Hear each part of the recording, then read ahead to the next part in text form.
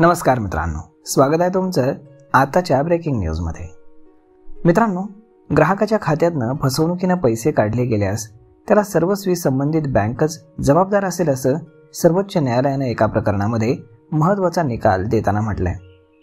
State bank of India विरुद्ध पल्लव भौमिक आणि इतर प्रकरणांमध्ये सर्वोच्च न्यायालयानं ग्राहकांना बँकांची जबाबदारी आणि कर्तव्य या मुद्द्यावरती भविष्यामध्ये दूरगामी परिणाम करणारा निर्णय दिलाय।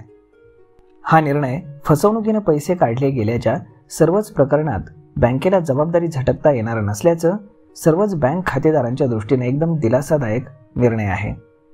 सर्वोच्च न्यायालयानं बँकिंग नियम कायद्यातील कलम 5 आणि रिझर्व्ह बँक कायद्यातील कलम 10 आणि ग्राहक संरक्षण अधिनियमन 2019चा आधार घेत अशा प्रकरणांमध्ये ग्राहकांना संपूर्ण नुकसान भरपाई देण्याची जबाबदारी बँकांवरती टाकलेली आहे। या प्रकरणामध्ये खातेदारांना आपली बाजू मांडताना बँकेनं फसवणूक टाळण्यासाठी आवश्यक काळजी न घेतल्याचं आणि जबाबदारी विषयक नियमांचं उल्लंघन केल्यानं न्यायालयाच्या निदर्शनास आलेलं आहे। तसेच बँकेनं ग्राहक संरक्षण कायद्याचा भंग करत ग्राहकांच्या पैशाचं संरक्षण करण्याची जबाबदारी पार पाडली नसल्याचंही निदर्शनास आणलेलं आहे।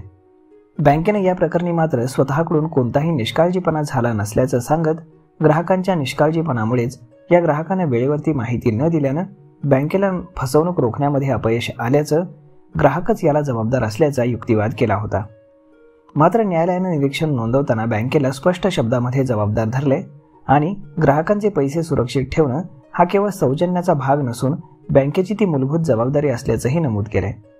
ग्राहकाच्या बाजूने निकाल देताना न्यायालयानं असंही नमूद केलं की कोणत्याही प्रकारच्या फसवणुकीपासून ग्राहकांना सुरक्षित ठेवण्यासाठी मजबूत प्रणाली बँकांनी स्वीकारायला हवी।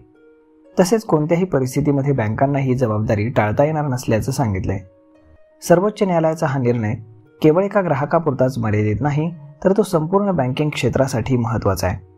सुरक्षा प्रक्रियांमधील निष्काळजीपणा खपवून घेतला जाणार नाही हे निक्षून सांगतानाच ग्राहक संरक्षण कायद्यातील ग्राहकांच्या हक्कांचे महत्त्व यातून अधोरेखित केले गेले असं राज्य सहकारी बँकेचे प्रमुख प्रशासक विद्याधर अनास्कर म्हणाले। या निकालामुळे बँक आणि ग्राहक यांच्यातील विश्वास आणि जबाबदारीचे संबंध दृढ होण्यासाठी आणि एकंदरीत बँकांची विश्वासार्हता वाढीस लागण्यासाठी मदत होईल असंही यावेळी ते म्हणाले।